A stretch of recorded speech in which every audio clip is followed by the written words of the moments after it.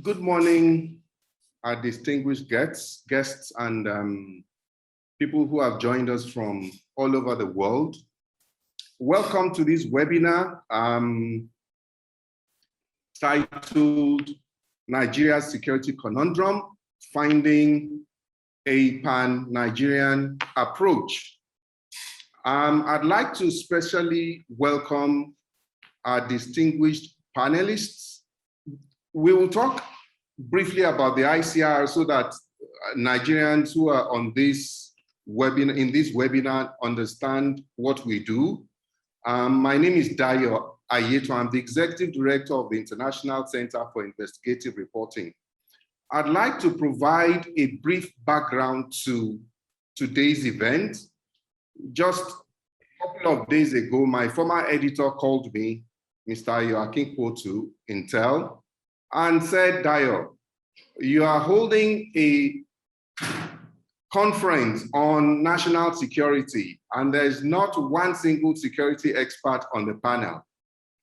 And the explanation I gave to him is what forms the background that I'm talking about now. So about a month, 2 months actually, in May, we had the first in the series of this webinar looking at the security situation in which we find ourselves in the country today. Professor Usman Yusuf was on our panel, and we had other, was the keynote speaker, we had other panelists, and at the end of that, one of the fallouts was because Professor Yusuf said, Professor Yusuf and a few other northern leaders, including Sheikh Abubakar Gumi, had been engaging with bandits in the forest across the northern region. And when questioned, he said that the northern leaders saw the problems that the region was facing, and they decided to find a solution. And that meeting and engaging with bandits was their own way of finding a solution. And he advised and suggested that other regional leaders can do the same. Look at your security situation and find solutions to them. Recall also that in the president's recent syndicated national interview, he did say that state governors and leaders in the states and regions should also not look at the federal government alone, but to look at inward in trying to find solutions. And so the reason for today's event is we're bringing thought leaders, political leaders, socio-cultural leaders from the geopolitical zones to examine the security situation across the country. There's no region, no state, virtually no state in the country that does not face one security challenge or the other. So what we want to do is have the benefit of these leaders of our country who have made contributions for decades. What do you think? Can we find common ground are tackling our security problems? Are there ways that these leaders can work with government at the state and national levels to deal with the security issues? So that's why we are here. I'm happy that we're waiting for just two of the other panelists, but we will just have to go on so that they can join us. And I do hope that they can join us. But I probably would have to make an excuse for Dr. Hakim Baba Ahmed, the Secretary of the Northern Leaders Forum, who has a medical situation. He was, I don't know whether, well, he's not feeling fine. I think he was bitten by a scorpion or something. Somebody said something like that. And so he's had to deal with that. We're still hoping that he can join us. Thank you, our panelists. Chief Adwogbe, I see you. Thank you very much. I would allow Mrs. Ibim Seminitari, who I will introduce shortly, to take over shortly. Chief Adwogbe is one of the panelists. Professor George Obiozo, thank you for coming. Pa Ayo Adebanjo was with me nearly until midnight last night. We were planning how he will join. Thank you for coming, sir. So we have Senator Itagiwa. I can't see her yet, but we hope that she can join in a couple of minutes. And we also expect that Dr. Baba Ahmed will join us. Ibim Seminitari and I go way back. Many people don't know that she's even a journalist. She was Commissioner for Information in Rivers State under Rotimi Amechi, and she was also acting Managing Director at the NDDC until maybe a couple of years ago. And she's graciously accepted to moderate this very important conversation. Ibim, thank you. We can roll. Thank you. Thank you very much, Dayo. I just realized that. Thank you. And good morning, everyone. Thank you, ICIR, for this very, very, very important conversation that we are having. Very, very respectfully, let me welcome all our panelists. These are titans, literally, in their various fields, and we are very privileged to have you here. President Muhammadu Buhari has said that Nigeria is facing a state of emergency as a result of ongoing insecurity. What is evident to all of us is that insecurity is spread across every region in Nigeria, the Northeast, the Northwest. No region has been spared. Boko Haram and its offshoots, the Islamic State in West Africa, ISWAP, continue to be Nigeria's most serious security threat.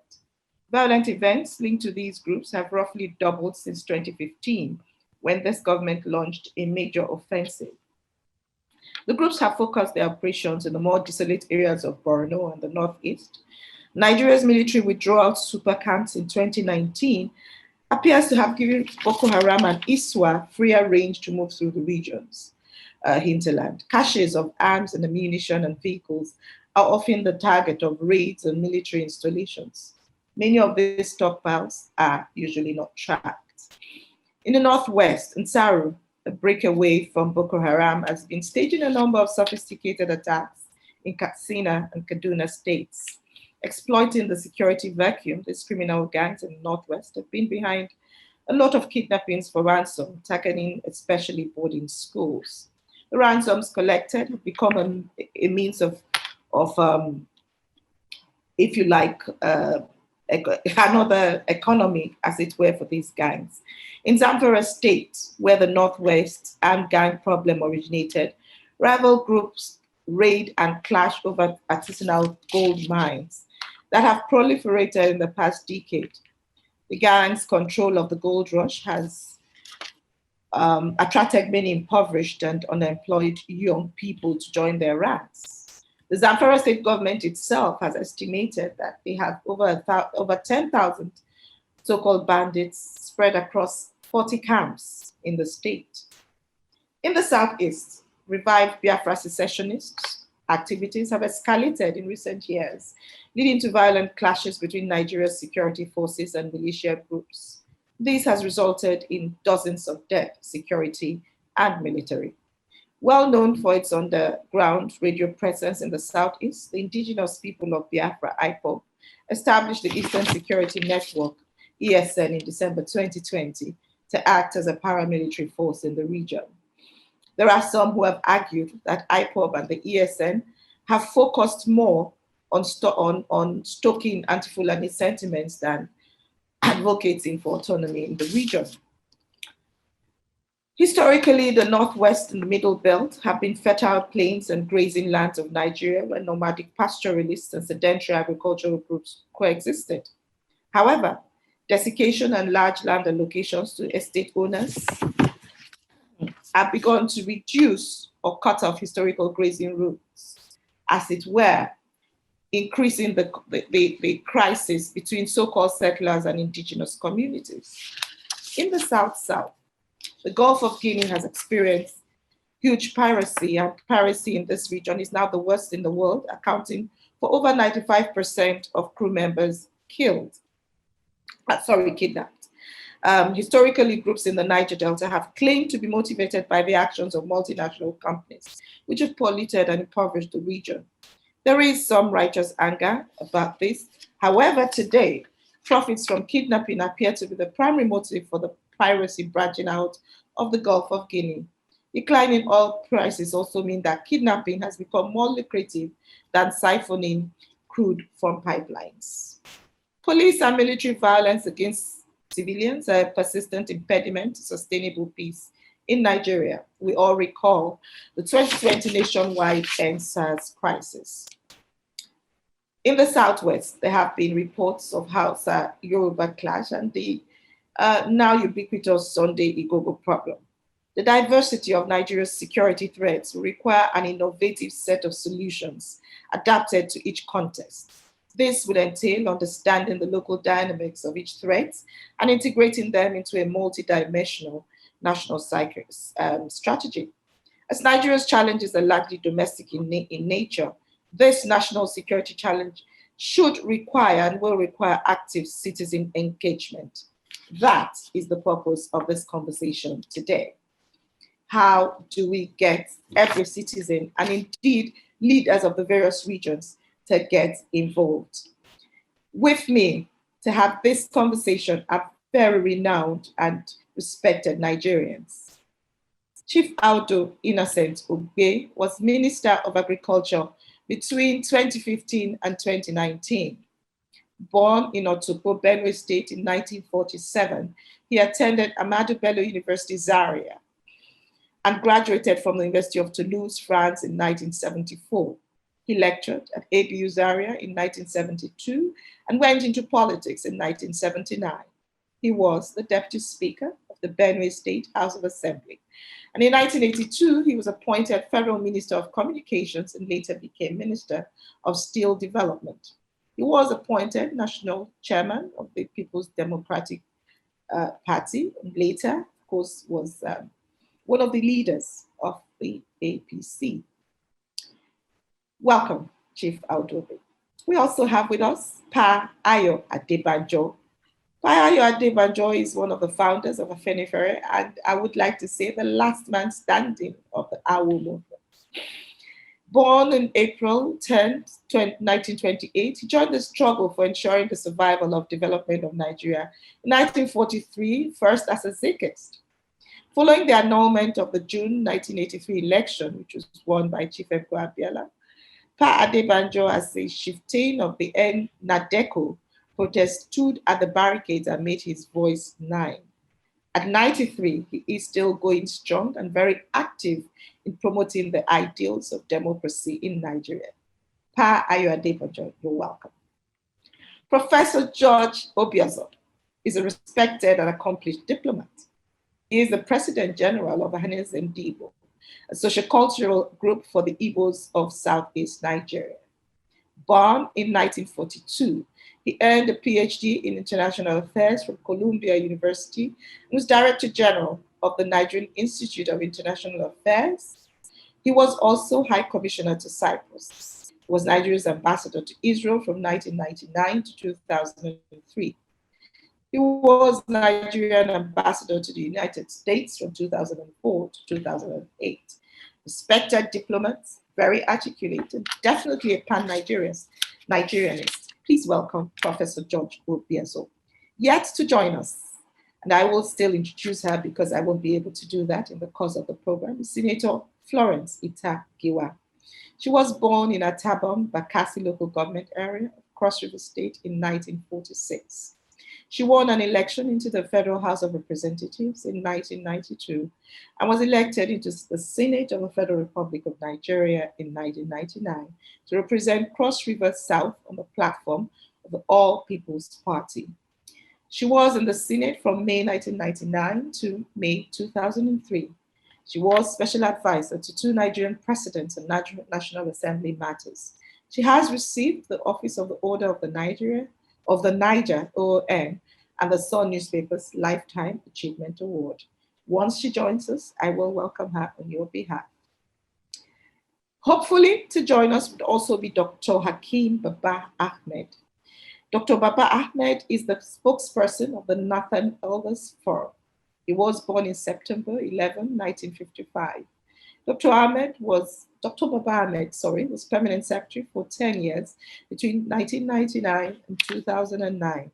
He also served as a secretary of the Kaduna State Government and as secretary of the Independent National Electoral Commission. These are our panelists, and please join me to make them welcome. And you know you can do that using your buttons. So we're going to start our conversation, and we will have time for Q&As.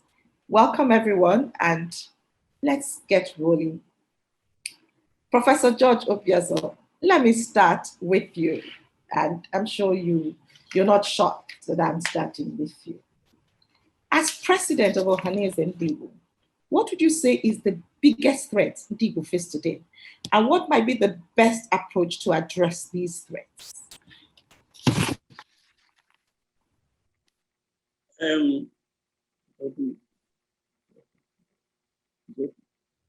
Well, thank you, our coordinator. Honestly speaking, thank you for your wonderful introduction anyway. And I want to thank the organizers for this wonderful topic, Nigeria's security conundrum, a pan-Nigerian solution. I'm so happy about the pan-Nigerian solution because no selective or regional approach will work. As you said in the beginning, every part of Nigeria is experiencing heightened level of insecurity.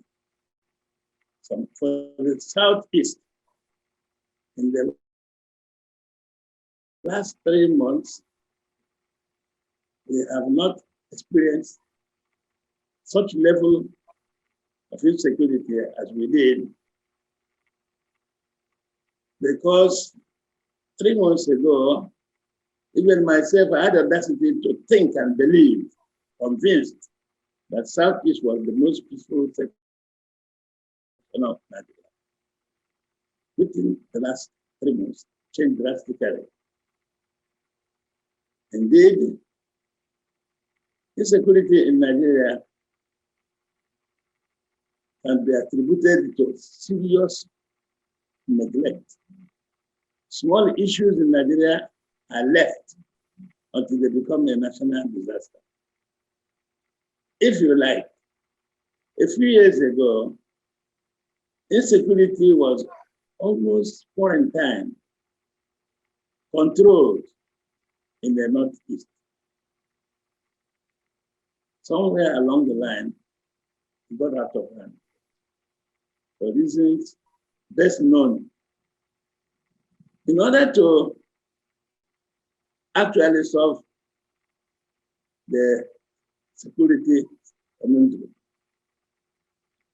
2 particular features of governance are imperative in any country, not just Nigeria. One is a structure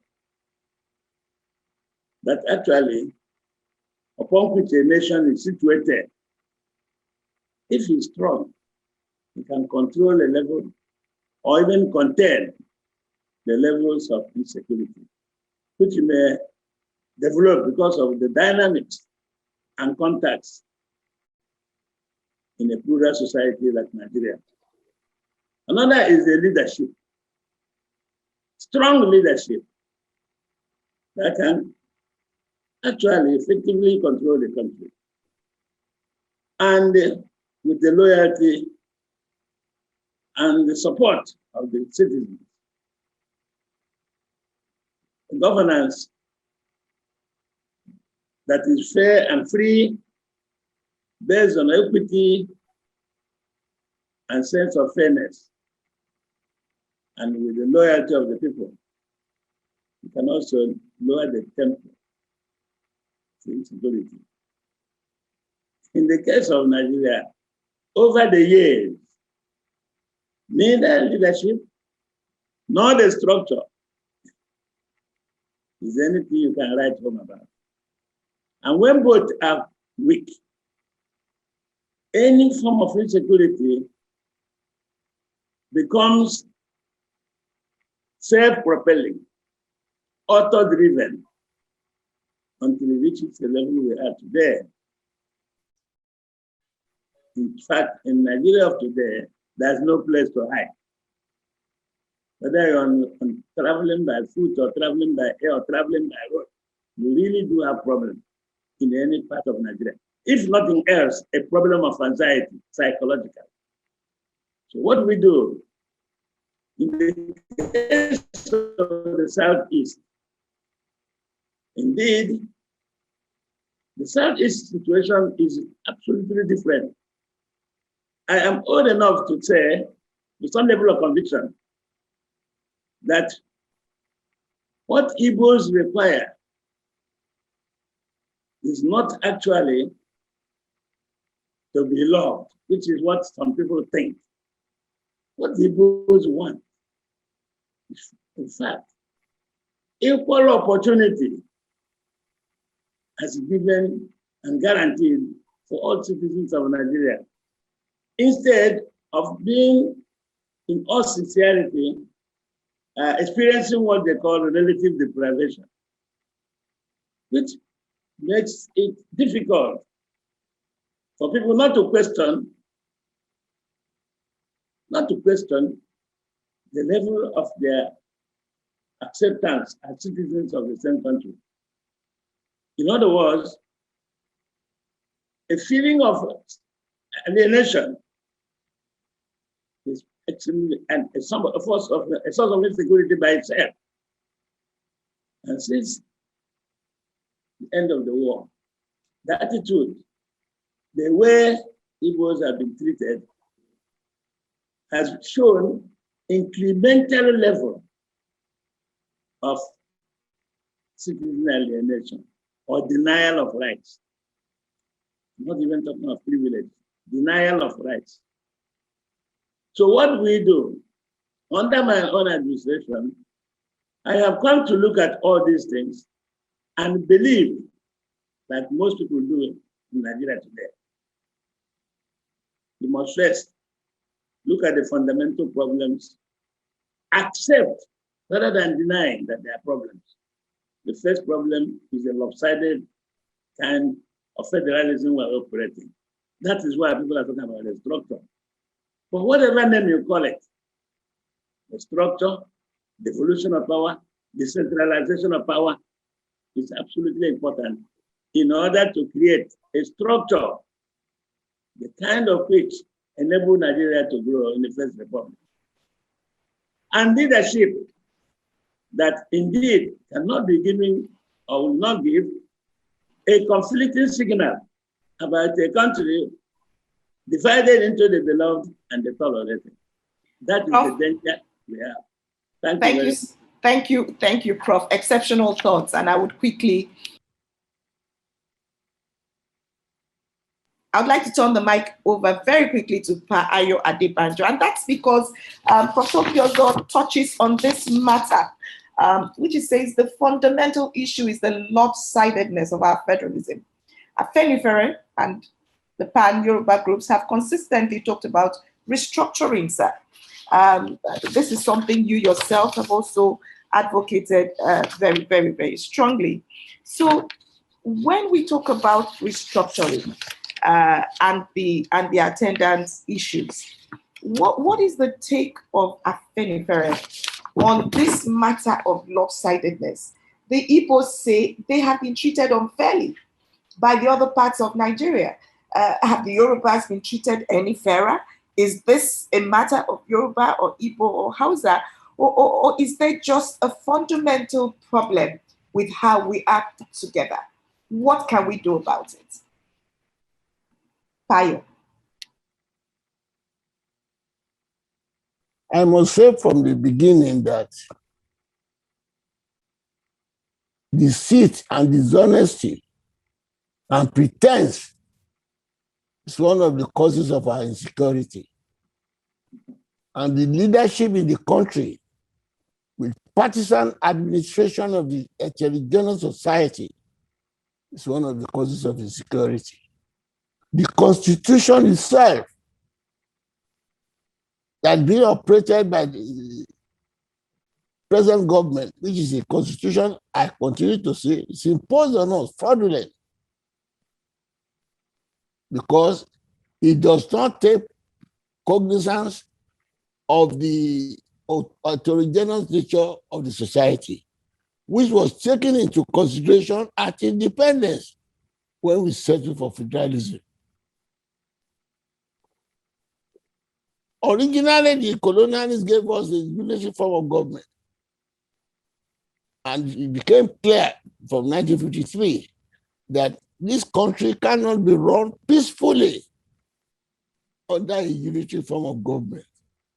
The crisis came in 1953 with the resolution of the late now for self-government.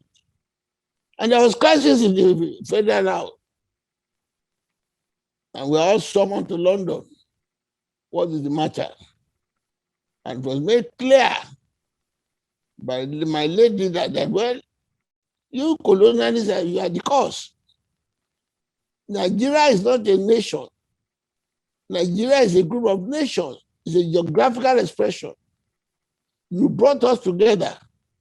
So if you are going to rule us peacefully, you have got to take cognizance of the culture, religion, and ethnic inclination of each component nation.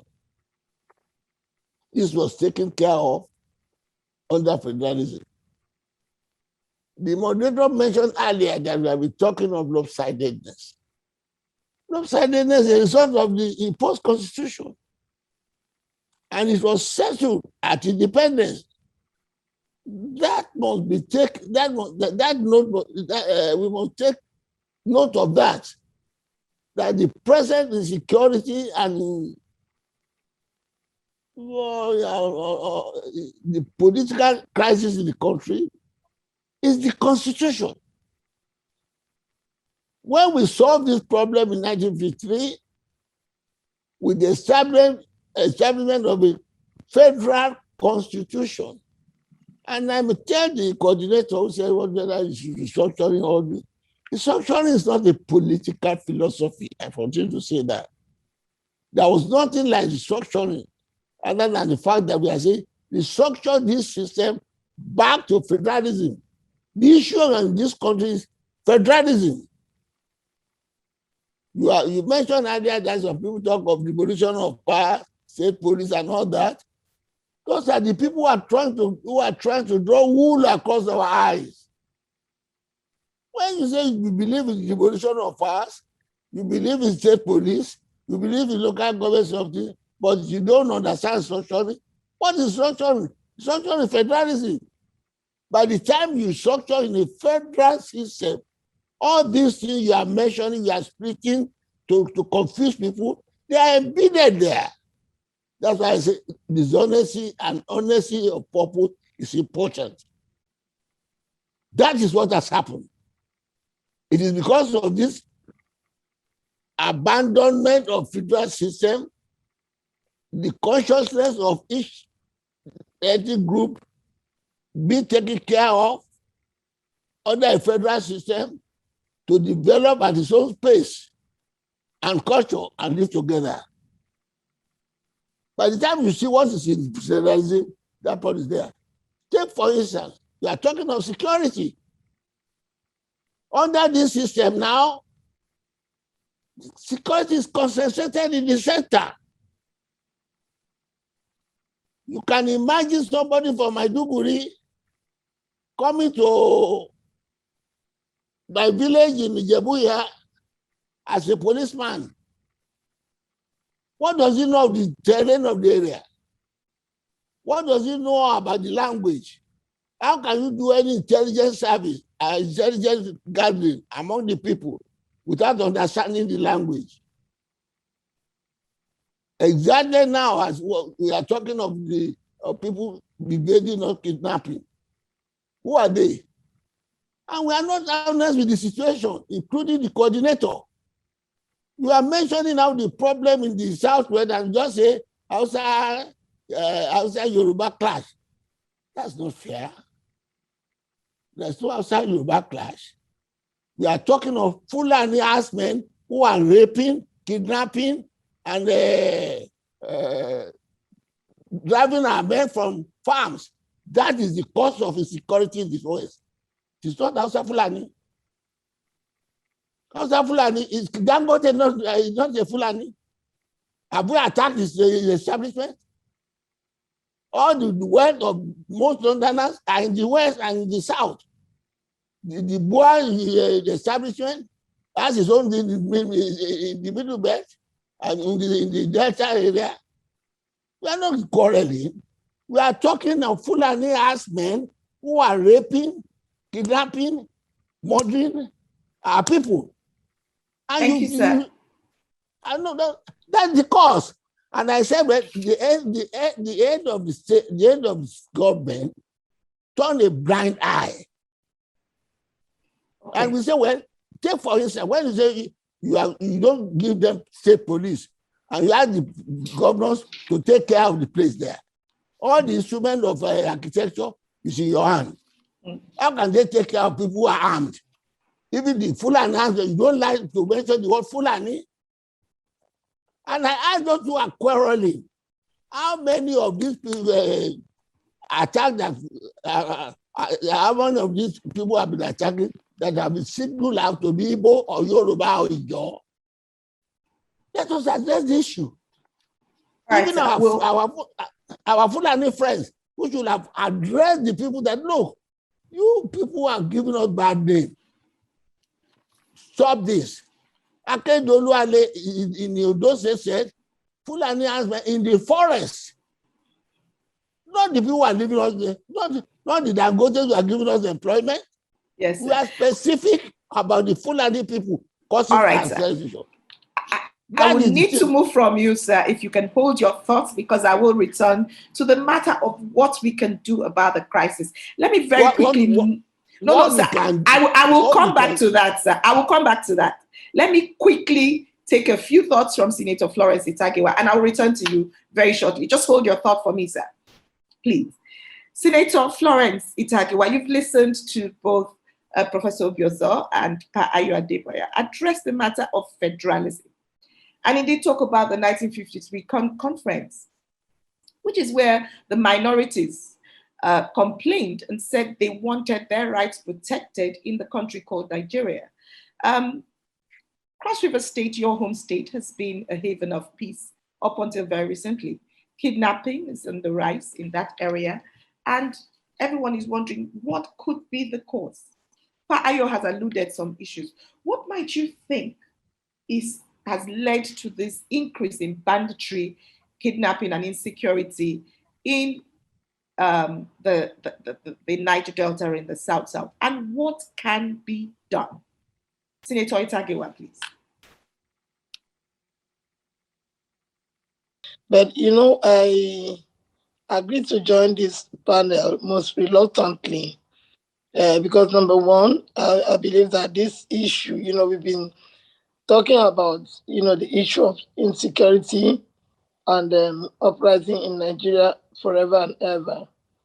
And I believe that at the stage we are now, a panel like this should be made up of, you know, maybe international security experts, you know, to find a way of preferring solutions, because we have been talking about the causes, you know, how to stop it and all that. Also, I didn't come to discuss Cross River State in particular. I wanted to try and make my input, but I really, you know, don't have much to say. I want to make my input as regards to the country. So if you don't mind, because I had my fears that I may not be able to join, so I had prepared a paper which I was going to send to you. So if you don't mind, in 2 minutes, I can read my thoughts. Is that okay? If you can distill those thoughts and keep them to about 4 minutes, because I would need to speak with you again on some issues. If you could just keep it short for me. Yes. Epan, I appreciate you and thank you very much for putting this together, which is very brilliant.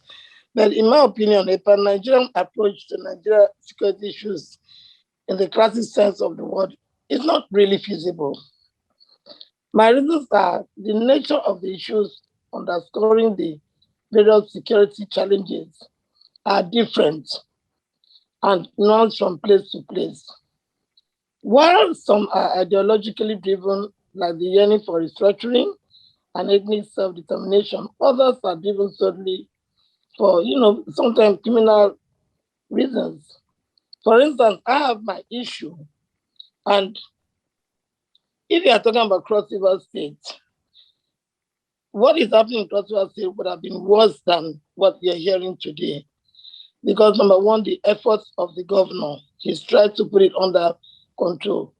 And then the other reason is the efforts I've made over the years to keep I call them my kids, calm. If you wake up one day and dislodge people from their normal place of abode, after having made a promise, over the years, we've been arguing, having discussions forward and backwards with Cameroon. Finally, you decide to seat the people without the consent of the people, without any referendum, without presenting such decision to the National Assembly for ratification. You just one day wake up and push people out of the territory, denying them the source of income, denying them their traditional institution, denying them their religious institution, denying them all their history, where they've lived all their life, where they were born. You push them out, and up to today, those people have not been resettled. And of course, most of them now went into the creeks. It took a lot of management for those people not to come out, because mind you, Bakassi was also an oil-producing area. And for an area that co-produced the wealth of this country to be treated like that is very, very unfair. So should the boys take up arms and come out like their other counterparts, you won't blame them. But we had to, over the years, manage them. So that's why I'm saying that I'm a wrong person to be on this panel, because I'm an aggrieved person. I'm leading a people who today do not have where they call their home. I'm leading a people who today are still wandering around hopelessly. I'm leading a people today that if we did not struggle to get what is known as the Nigerian voters card, we would have been by the UN as stateless. So it should such people take up arms, would you blame them? But we have to manage them. So that, reasons differ from area to area. People have like self-determination, struggle for, the last thing I heard was the issue of, issue of devolution of powers, issue of true federalism. So each area has its own reason for, causing any uprising. You understand? In my opinion, I believe that even today, I'm not Igbo, but I was in Igbo land. The Igbo man is still suffering from what I call re-entry, from the problem of re-entry. So there are so many issues attached, to this major insecurity we are experiencing today that I do not think, because these elders have been talking. I feel sorry for them, including myself. I'm not young. But I feel sorry for these people who grew up seeing a Nigeria that was peaceful, a Nigeria that we did not know where each other came from. And we're together, we're very, very united. We love each other. Now, how would you expect these people to continue to, crack their brains to find out what is the cause? There's hatred in the land. There's unhappiness. There's hatred, not serious hatred, not just disliking each other. Hatred, anger. What do you expect these people to? What do you expect us to do when the issues that are there to be addressed have not been addressed? Thank you, I don't blame on anybody, but I'm saying that I am myself, I am very, very very third party. If I had my way, I should be leading my boys to march of Nigeria, leading to carry God to go and fight anywhere we have to fight. But I've tried to, and that's the advantage and disadvantage of having a female as a leader, because I've tried. They feel sorry for me as a mother, so I've tried to keep my boys calm up to a level where they've not taken up arms to come out and fight. This Thank you, ma'am. Today is hunger, which must be addressed. But the other fundamental issue has not been addressed. And those boys, even when they embrace amnesty, and you have over 3,000 boys that have come out from the prison after almost 8 years with no home, nowhere to go to. What do you expect them to do if they were not properly managed? The governor has tried. It would have been worse. What would happen in Cross River would have been worse than what's happening all over Nigeria. All right. Thank you so much, very distinguished Senator. Later on, I can some kind of solution which solutions. Exactly. Yes. We will take the next round. Okay, you come back. Absolutely, we will return to deal with the matter of solutions. Chief Audu, I have a lot on your plate.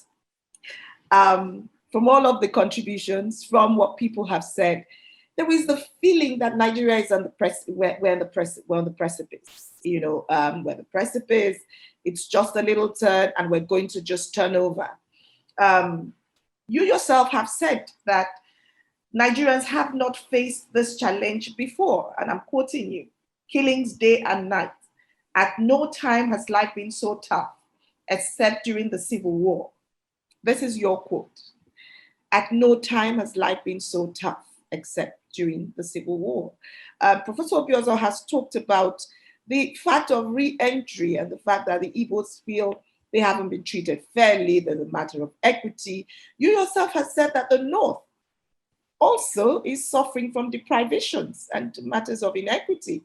Chief Adebanjo has talked about inequity and harassments from Fulani herdsmen. And Senator Itagiwa has addressed the matter of fairness to the people of Bakassi and the feeling of being left out by the people who produce the oil.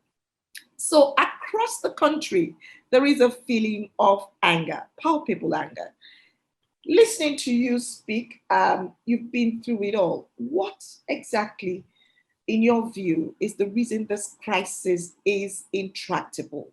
Why is it happening now?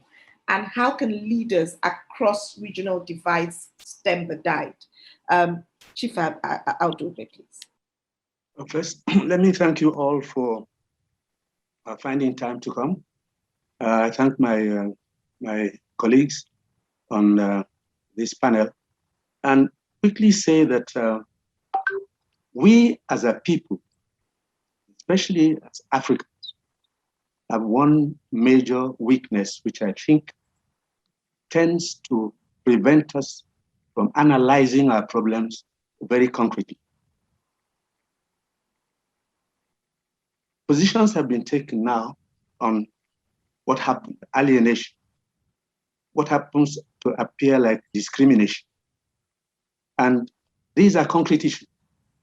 We have also started talking about the Constitution and the need to amend it.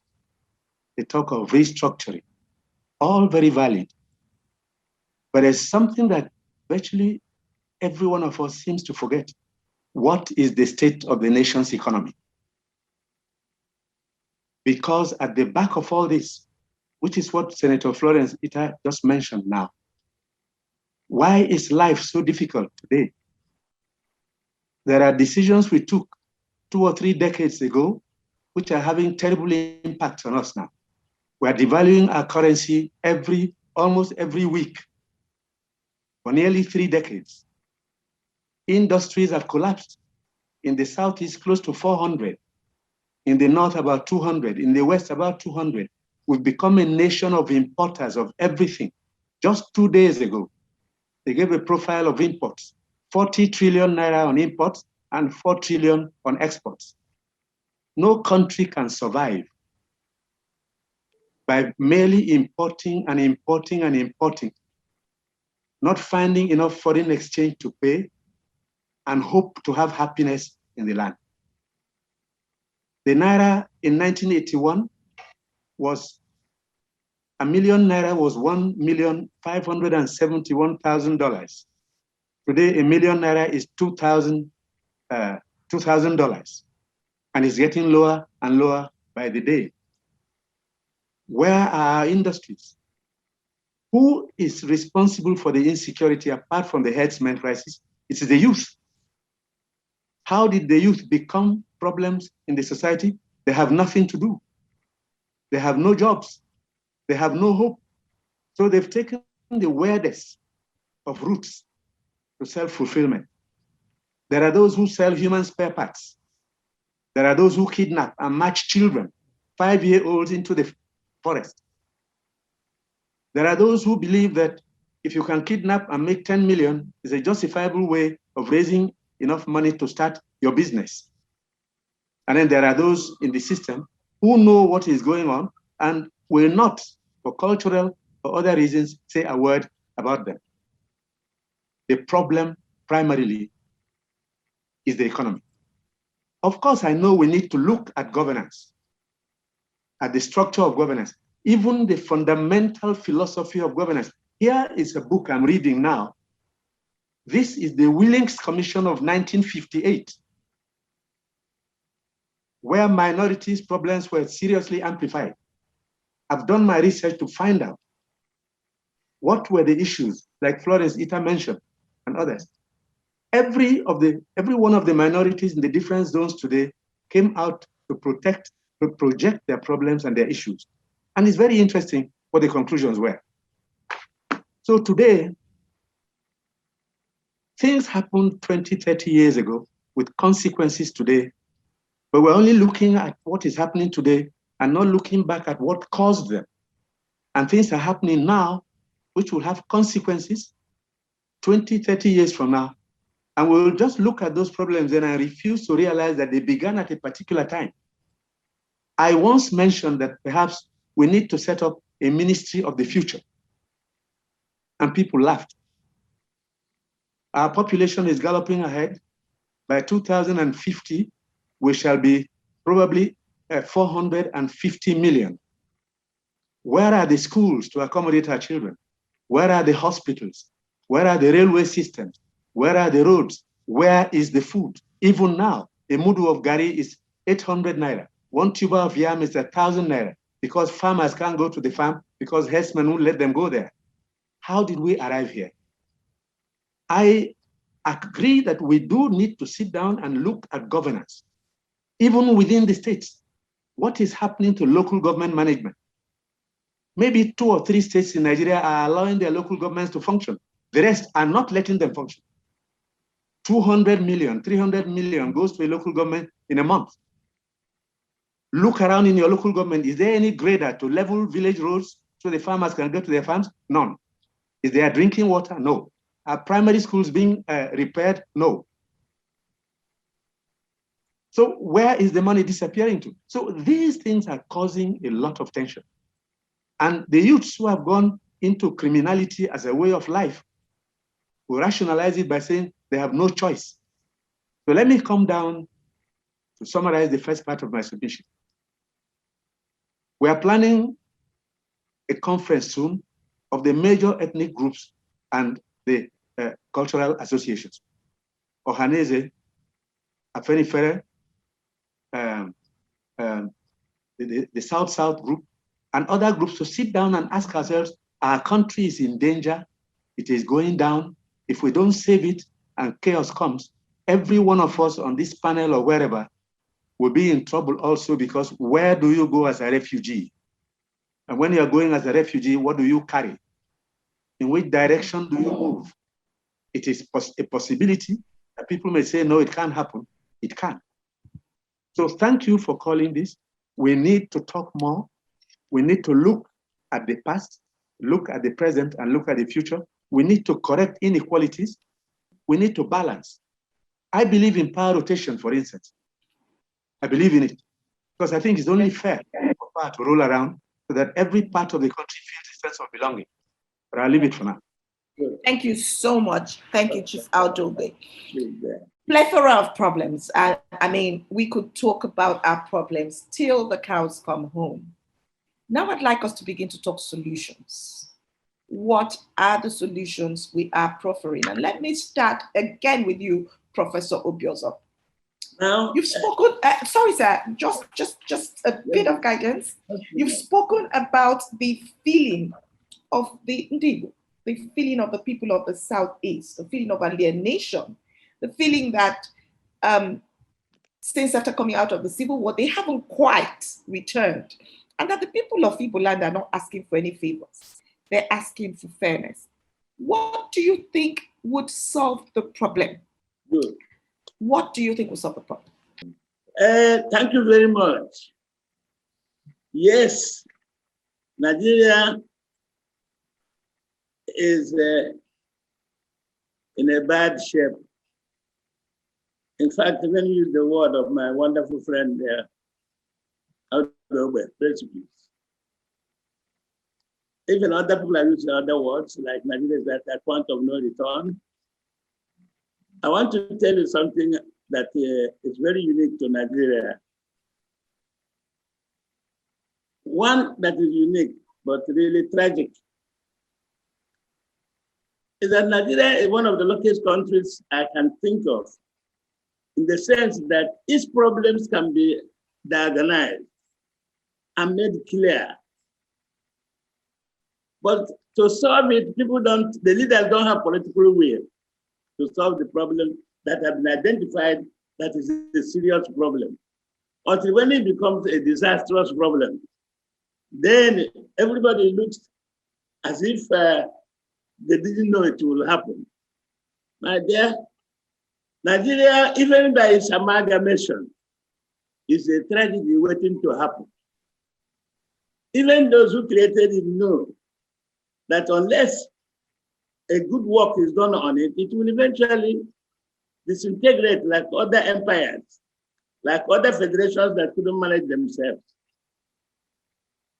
Nigeria, on the other way around, has been lucky in the creative use of crisis and conflicts, which would have allowed other countries to go into oblivion without stopping. Some crises that Nigeria had overcome will sweep other nations into oblivion in history. But Nigerians and the Nigerian ingenuity, or what I call divine intervention that has worked for Nigeria all the time, made it possible that when we are near that precipice, we use our creative use of crisis and conflict into a positive way. We overcame Nadeco. We overcame the Niger Delta crisis. We nearly overcame Boko Haram, but for some reasons, too difficult to analyze here. We in Igbo land overcame a civil war, a devastating civil war. And what is important today is for Nigerians actually to put their thinking cap and stop denial and accept the reality. The devil in Nigerian politics is sharing, power sharing. And power sharing is always a case that tears Nigeria to its very foundation. I sincerely believe it can be solved if we have a political will, if we have a leadership that is fair and conscious of what my friend is called sense of belonging to other people. Monopoly kills a country. Monopoly kills business, any business, including politics. I feel strongly that one thing Nigerians will do and must do when they pray to God, which they have been doing for so long now, they should ask for strong political will on the part of the leadership to solve the nation's known problem. These problems are not hidden. All right, but sir. by evading them and pretending that they don't exist. Problem of selective morality. What is good for the goose is good for the gander, and so and so. By being outrageously paradoxical, you let what is good here, you declare it bad there. While so doing, leadership lose legitimacy and authority, and the force lose respect from the citizens. So what we should do is we must strengthen the structure, make it fair, and give everybody a chance, because that is how plural society can be governed. Nigeria has differences. 1 minute we have many people. Yes, it's a plural society. If Switzerland can manage itself, China can manage itself, United States can manage itself, India can manage itself, why can't Nigeria manage itself? Other than the fact of lack of interest. So that is what I want to say. Leadership and structure must be re-examined honestly and truthfully. Thank you very much. Nigeria can overcome the problem if they are serious. If they're not serious, the rest is easy. Thank you, Prof. I hear you. You're talking about equity, fairness for everyone. That might be able to deal with the matter of alienation and would get people to perhaps trust leadership more and buy into a more secure Nigeria. Okay, I hear that. Pa Ayo, let me come back to you. You have dealt with a sore area, the area of kidnapping, raping, destruction of farmlands, and literally the inability to allow farmers do their work, occasioned by the threats of the Fulani herdsmen. And I do know that Southwest governors at a point got together and started the Amotekun. What would you say would solve our problem with regards to the Fulani herdsmen crisis? What are some of your prescriptions to make Yoruba land and indeed the rest of Nigeria safer? And please just help me go straight to outlining the issues. Our problem, we haven't got the courage to face it. Even you, coordinator, you know the solution. There's nobody does not know the solution to our problem. Our problem is this constitution. You cannot rule a plural society under a unitary form of government. We have proved that. Everybody has been talking about it. How do we talking about economic development? How can you have economic development in a society that is not politically stable? How can it be stable when there is no peace? How can you have peace when there is no equity? That's what we are talking about. The moment the head of state or the leaders of this country face the issue to restructure the country back to federalism now, that's when the coming from. Talking about the Biafra, talking about the Bo, talking about Boko Haram. My Mr. Coordinator, you are talking of security. The southern people now say, this is our problem. And everybody knows it. You refuse to attend to that. Then the man who's to keep us together, instead of looking into that, now rape up an old law to counter what elected governors have decided. And you say you want to have peace. Don't let us deceive ourselves. The number one enemy of peace in this country is the commander-in-chief himself. How is now referring to the ruling commission? What has been the stand of Afenifere when we are talking about this? We fought for it. Ruling commission came out of the Constitutional Conference of 1954, when Chief Aono was advocating for the minorities. And both East and West said there were no minorities. And then we have not made them clear. We had Igbos in our delegation. We have the minorities from the delegation to the Northern Constitutional Conference. We first had on board with it and said, who are these people? That was what led to the Willing Commission of Inquiry. Under this constitution now, is Willing Commission of Inquiry being implemented? That's the problem. Bakassi should continue to be there. IPOD will continue to be there. Boko Haram people going to be there. Take for instance, madam, how did Igbo arise? I don't know if it's just from that. Because the federal government that concentrated security in his hand refused to come to the aid of the Fulani herdsmen, killing people in Igon. They killed the uncle of the man, they waylaid him, they destroyed his farm, they kidnapped the army there. The federal government didn't do anything, neither the state government. The state government is powerless. They are governors without power to do it. They are lame governors under this imposed constitution. Mr. Coordinator, that's the issue. And now say, well, let us have state police. State police is under restructuring. When you take care of your security, it will be fair. How can somebody say you can take care of your house better than you, the owner of the house? You sit down in Abuja, you want to take care of Anambra, you want to take care of Igbo, of Ijebuland. That is the issue.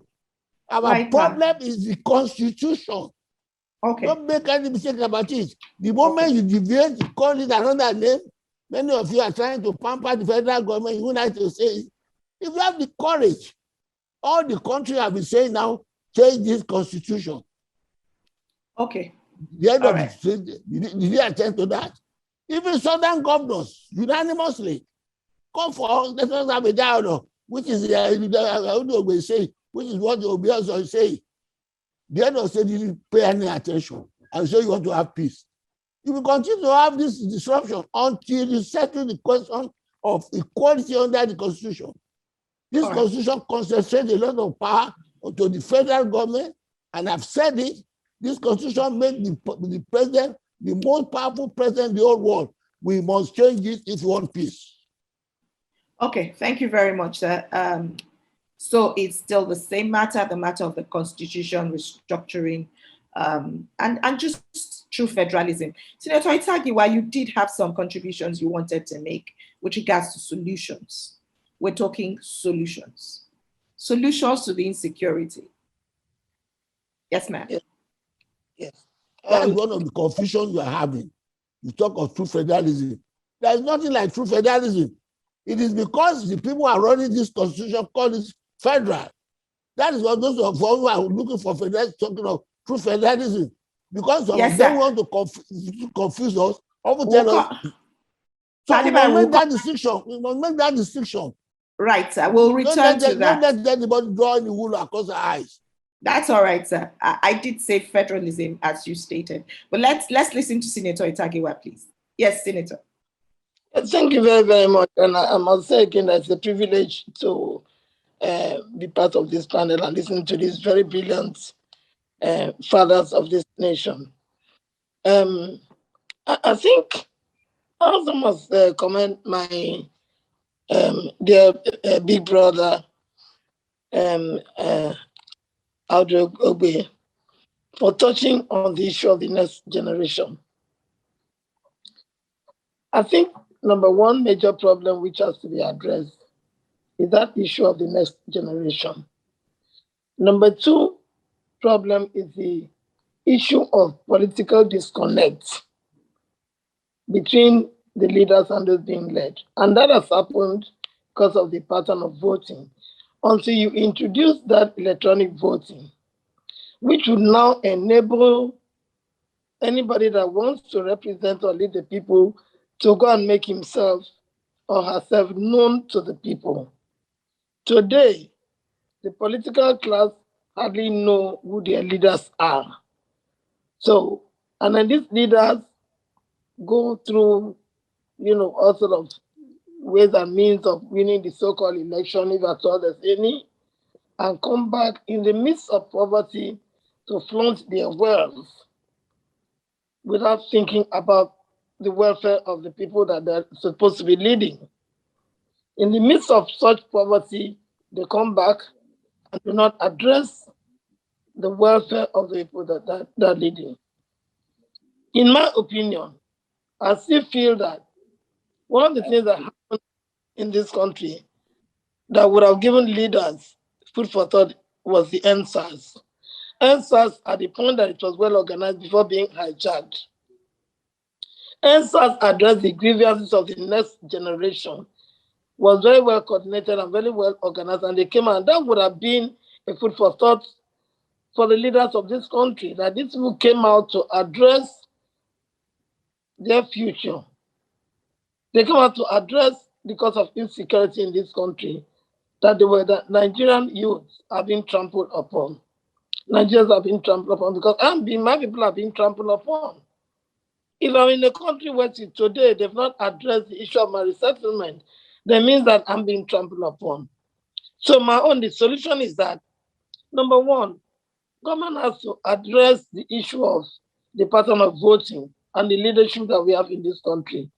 Number two, we have to go back and address the suffering of the Niger Delta people, apart from Bakassi and the entire Niger Delta. If you are the oil producing, you produce the wealth of this country, and you are put through such suffering, for me to get to my home, I have to have like 3 boat rides. I don't know what is jetty, I don't know what is development, I don't know what is school, and yet I'm the one producing the wealth. How would you expect me not to, take part in any uprising? So there are so many issues today, and the elders have spoken. They have talked about even, the issue of up to today, not even resettling people that came back from war. That's why I said that, please God, let nobody talk or do anything that would lead to the point of war, because war is bad. My mother was a Zikist movement person, so I was with my mother during the war, from beginning of the war to the end, and I know what we went through. And please God, do not allow that to happen again. I still cry for the Igbo man when I see the Igbo man today, and I see the effort that the Igbo man has made to resettle himself, and I'm still suffering from, as Professor George Obiozor said. So we have to address, number one, the manner of voting, the manner of selection of our leaders in this country. That has to be addressed. And then the inequity in this country, I mean, the method of power sharing, which is not equitably distributed, should be addressed. Otherwise, there's no end to it. I don't know, because, Right. Let me just conclude. These politicians that I am a politician, but if my people do not know me, it wouldn't have been so easy. So these people that their people do not know, go back home and fail to address the issues of the land, fail to address the issues of the people. Right. Whether the women have been trampled upon. Women do not even have a voice. They're too scared to talk in the midst of all this violence. And I sent a chat to him. He didn't respond. Maybe he's not. But I think we should go to the audience now. You can introduce the political class arm people to go and fight and force themselves into power, and do not disarm them at the end of it when they abandon those that they armed. So why wouldn't those people use those arms to rise up against the country? All right. Okay, thank you very much, ma'am. I would take the final thoughts of Saudobe, and then we must go to our audience. There's a lot of desire from our audience to make some interventions. Unfortunately, we do not have Dr. Baba Ahmed here. Dr. Baba Ahmed was supposed to be one of those speaking with us, and he would have given us the perspective from what's going on in the Northwest. But Chief Saudobe, you still sit as chair of Arewa Consultative Forum, and so you come to this with diverse perspectives. Solutions, talk solutions. How can we solve the insecurity problem? A few people have talked about several things. Very quickly, a few solutions, and we will throw it open to the audience, and I'm sure Victoria is ready with the questions. Chief Saudobe, please. Very quick things to do. First, each state must be mobilized in such a way as to be able to deal with its own security issues within its borders. In other words, the issue of the state police has become absolutely necessary. Yes. One question though, can the states pay? Because there's no point putting a group of people together, arming them, and then telling them at the end of the month their salaries can't come. they'll become part of the problem. So each state should have its own internal organization for keeping peace. We had that in the First Republic. Number two, all of us, like I said before, Pandev, Ohaneze, Afenifere, and other groups will meet as soon as possible. We're working on this and begin to itemize what we think the problems are and what we think the solutions will be. And the president, not long ago, if I read him correctly, said that if such submissions are made and passed to the National Assembly and they pass them, he will sign. That seems to me a step forward. Number three, the question of herdsmen and cattle. When I became Minister of Agri, that was one of the first issues I wanted to deal with. This business of cows roaming around is no longer feasible. It is not feasible. Cattle have to be settled. They have to have their areas, their grazing reserves. They have to be looked after. And the menace of their roaming, destroying crops, and causing problems in communities has to be removed. Finally, also on cattle, because of our inability to modernize our cattle production system, this country loses $1.6 billion a year on importation of milk. How can you have some 22 million or 25 million cows and yet import milk? Because you don't know how to manage your cattle. They don't produce any milk. They become a nuisance. The farmer can't grow his cassava, grow beans, grow rice because they're eating them up. And if they complain, they shoot. That can't be tolerated. And finally, there is an agreement. There is an agreement between ECOWAS countries signed in Nigeria in 1998 that they call it the Transhumance Agreement. Cattle can come from Mauritania, Senegal, Mali, come in here and graze and go back as they wish. Most Nigerians are not aware of this. This was signed here in 1998. In other words, cows can come from anywhere, come in here and go off. So even if you have your own indigenous cattle under control, the foreign ones coming with their herdsmen carrying AK-47 cannot be controlled. That is a law that has to be amended. Every country in West Africa has to take care of its own cattle because we can no longer afford that method of cattle rearing. It's becoming too much a burden for us. The local cows can then be domiciled within the states where most of the farmers occupy. Just 2 days ago, I was talking with Governor Ganduje of Kano, and I'm going to meet with him. He's already working on this. So these are the problems. But finally, the youths. We must create energized industrial growth. Young people have no hope. They are angry. They are in despair. They are on drugs, and they don't want to listen to any preaching by we old people because we don't seem to be offering them an avenue for the future. Most of them are prepared to leave for Canada, go wherever they want, face racism there, but they say there is hope. These are the items I think we discussed. And Nigeria has to move quickly because like George Obi also said, we either move quickly to solve the problem or the problem will consume all of us. I keep asking, where will Nigerian refugees go to? Either to Niger Republic or to the Atlantic Ocean. And into the Atlantic Ocean, there is no chance of returning from there. Thank you very much. Thank you, Chief Autobe. Victoria, we're going to go to you quickly to read out questions and panelists will take them. I see quite a few questions there. I'm going to let Victoria harvest them for us. And shoot, Victoria. Yeah, thank you very much, Madam Moderator. We have quite a number of questions and comments. Let me quickly run through a few comments, then I'll take the questions. There is this comment from Yusuf Ahmed Bidda. He said, the interesting thing is that this very conversation is a true reflection of Nigeria and Nigerians. He also said we need a strong-willed team of political leaders with achievable blueprints to make positive impacts on the citizen.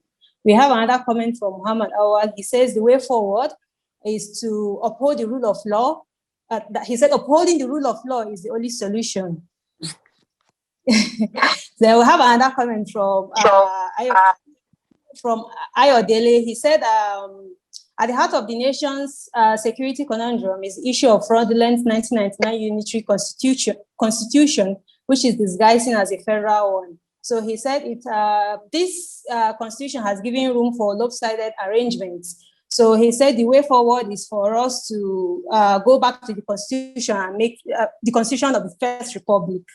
So let me take the last comment from Ado Mohammed Hassan. He said, insecurity in Nigeria is virtually related to political affiliation. Okay, he said insecurity in Nigeria is virtually related to political affiliation. Politicians from individual regions are encouraging this through baseless agitations. So let me take some of the questions now. Okay, we'll have this one from Stefanus Ayuba. He said, what are the ways we can use to address first-class citizen and second-class citizens issue in the country? And what are the ways we can use to address insecurity in the country? Most of these questions, most of it has been answered already. So the next one is from Pelumi Fakin Lady. Sorry if I didn't pronounce that well. He said, Afenifere sold the current administration to Yorubas in 2015. So he's referring to the current President Muhammadu Buhari's administration. He said, from the start, we have had different forms of insurgent groups spring up. What is Afenifere doing to correct the damage they have done? So that's from Pelumi. One from Alex Nwosu. He said, Can we sorry, if you can please direct the question specifically to someone, okay, so that the person notes the question. We'll take a round of 3 questions, and then I would have a round of 4 questions, and then we'll have the panelists answer. So please just take a round of 4 questions. We're looking at time, and address it specifically. Thank you. Okay. So this one is to Pa Adebanjo. He said, Afenifere sold the current administration to Yorubas in 2015. And from the start, we have had different forms of insurgent groups spring up. What is Afenifere doing to correct the damage they have done? Then this one could be from this one is to Chief Audu Ogbe. He said, why is some northern governors equating the agitation of Niger Delta to the issue of banditry and herdsmen? Then this one is from Alex Nwosu. He said, I believe that most of the ills of Nigeria is due to the failure of the South to form a united front. Why can't the South put behind their differences and show leadership in this country? This one is to Chief Obiozo and Senator Itagewa. Okay, so we'll go ahead and perhaps allow Chief Ogbe, perhaps you want to start at this time. I think I saw a question. Let me add a question to that, Chief Ogbe. I saw a question in the chat room from Chidi Odinkalu, and he says, you served as minister under Shehu Shagari and worked as advisor to Obasanjo. You were chairman of PDP, you were minister and a leader under the APC. And so what did you do about these things that you talk about, and why didn't they work? So take both questions, sir. First of all, I do not know what things he said didn't work. We didn't have this situation 5 years ago. We're talking of the violence now. But number 2, if he wants to know the story, in 1998, one night in December, when candidates were about to emerge for the presidential campaign for 1999, I remember in Professor Jerry Garner's house, Professor Yocha Ayu, Dr. Yocha Ayu, the late Awuni Abubakarimi, we were there. And one of us, one northerner, late now, got up and said he wanted to run for president. And we said to him, no, after June 12th, it cannot be another northerner. Because June 12th caused terrible tension. We thank God, the Yorubas were very sophisticated about their protest. We managed to get beyond it. Let's look south. I personally was directing Alex Ekweme's campaign. At the Just Convention of 1998, December, there was not one northern candidate. Just to say to you that this allegation that the North wants to keep power forever is not actually true. Among ourselves, we do debate. Let power shift. Let power shift. But the big issue is, I have quarreled with the devaluation of the Naira since 1986. How do you devalue your currency every week for nearly 30 years and hope to survive? Which ties my mind up to what the former president of Brazil, the Lula said once. He said the Third World War has begun. It's not a war of nuclear bombs. It's a war that's knocking down schools, knocking down hospitals, increasing poverty, weakening local currencies. It's a war more deadly than one waged by laser beams, he said. We in Africa are not sensitive enough. When some of these economic theories are brought to Africa, we don't examine them well. We are carried away by the credentials of those who promote them. Our economy is dying. It's almost impossible to grow this economy because you can't even take a bank loan and build a factory. It has nothing entirely to do with just the constitution. If you don't industrialize and you think that selling raw materials alone will make you grow, no country has ever grown by virtue of the fact that they have a lot of raw materials, not even oil and gas. So that's the question. We'll give advice. It's another thing for the advice to be accepted. You analyze your situation. It's another thing for others to accept that what you're saying has any relevance. Today, we are stuck where we can't grow anything. Industries we had are dead, and it's impossible to revive them. And so we become a nation of importers. And all the tension is coming on the back of a difficult economy. What do you do if your wife says in the morning, there's no food in the house, we don't even have gari, and a mudu is 800 naira, and she can't even make soup? What do you tell her? These are realities. So it's been getting worse and worse because nobody wants to sit down and discuss these issues. How can we allow our economy to degenerate this badly?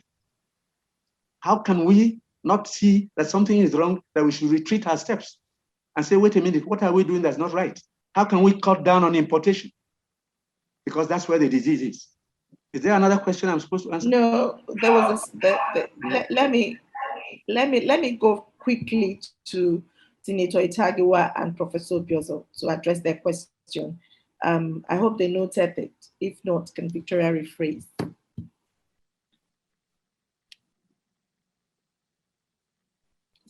Senator Itagiwa, yourself, and then Victoria, you want to repeat their question, please? No, I remember the question. The question okay. is, all right, ma'am, please go ahead. The question is, why can't the South come together? You know, you're talking about, you know, the South being united. I think that was what the question is about. You know, I think in my personal opinion. Yes, ma'am, that's the question. Thank you. Yes. In my opinion, number one, you know, language it can be very, very important and can be a barrier. Because if you look at the North, the entire north of this country, that's the northern region, what you say, the northern region of this country, understand they have what is like a lingua franca, one language that they all understand. They understand each other. So they have also similarity in some cultural similarity,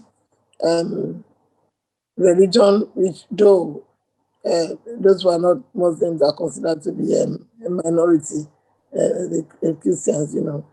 But I'll come back to us. The problem we have, number one, is through lack of unity, disunity.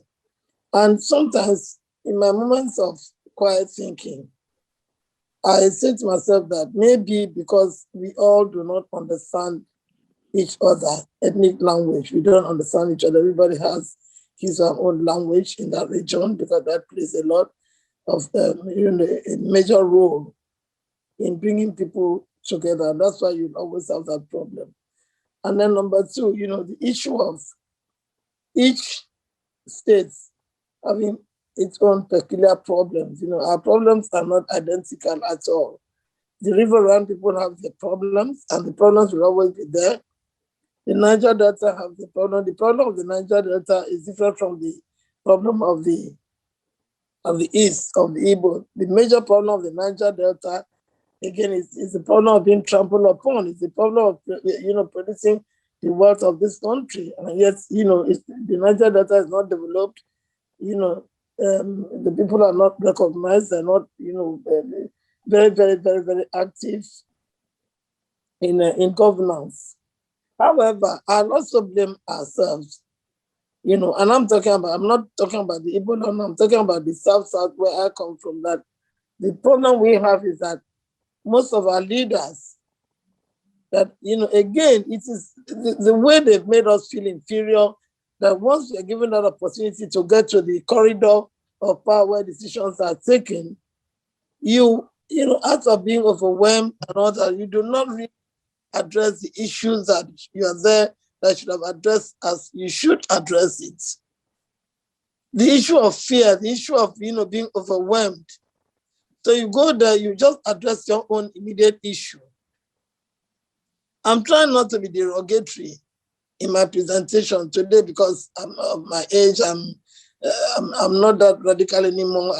You don't talk anyhow, but it's insatiable appetite for personal wealth, personal aggrandizement. That's the problem that we have, that you do not take care of what is going on in your region. And because of that, you know, people cannot come together. Everybody's addressing his own personal problem. People cannot come together. So even at all the conferences that I've attended like three conferences, one constitutional, the other one national conference in this country. And you go there and try to get together to address the issue, you know, issues as people from one part of the country. It wasn't successful. So I don't know how that, I personally, maybe my brother, Professor Judge Viozo, who is very, very knowledgeable and was traversed the world in the course of his work, would be able to provide solution. But I have seen that the South coming together as a body to address is not easy. It's not easy. Not easy. Peculiar to the areas that we come from. Mm-hmm. All right. Thank you so much, distinguished Senator. The matter of differences in languages. Professor Biozo, you want to address this matter, the South coming together, and along with it, please take this question. Does what role can our local community leaders play? Do they have any role? What role do they play in the insecurity in our country? Professor Biozo, first, the unity of the South. Secondly, what role do our local community leaders have to play in the insecurity in our country? Those two questions, please. You're muted, sir. Thank you. First, I want to agree with our sister, Senator Giwa, about the common culture and language that makes the North more united than the South. But above all, what unites people faster and better is common interest. The North discovered something that the South will discover late. And when they discover the same thing, they will be relatively more united. That is it. When they discover that they have common interest, which is what is driving Northern unity, the interest is power. And with this power, as you can see today, every Northerner, geographically Northerner, would appreciate to be in the North because that's where the power is. Power attracts people, attracts culture, attracts nations to themselves. In a situation in the South, what has happened is that the power the North has is also drawing weak people from the South and have them thoroughly divided.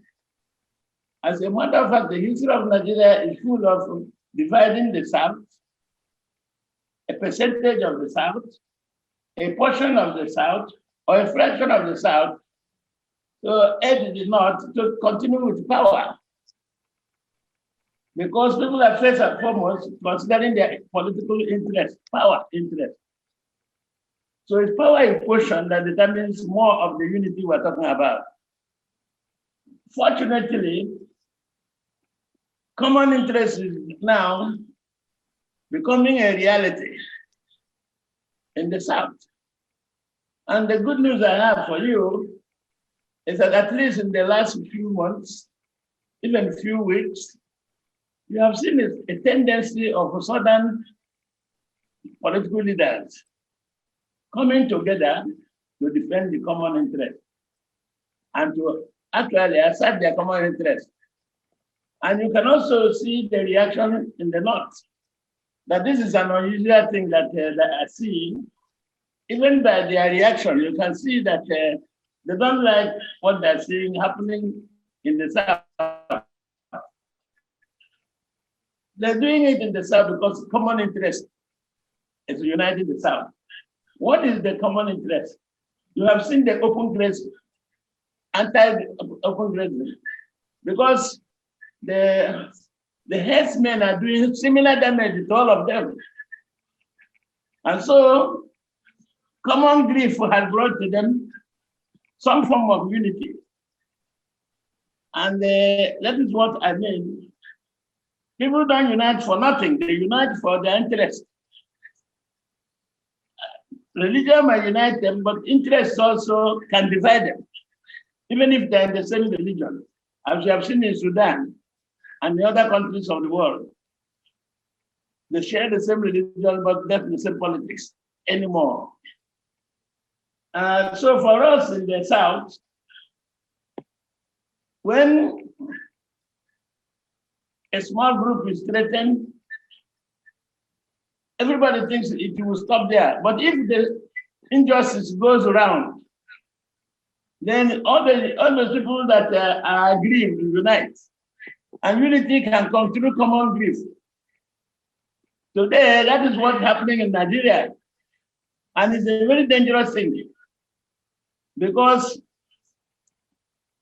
if sufficient group of Nigerians are aggrieved, the center will not be stable. That is why the center has to be careful about the proliferation of insecurity across the country, because no group is now spared. The pressure is on the center to do something, but the capacity to do something is diminishing. In fact, with geometrical dimension.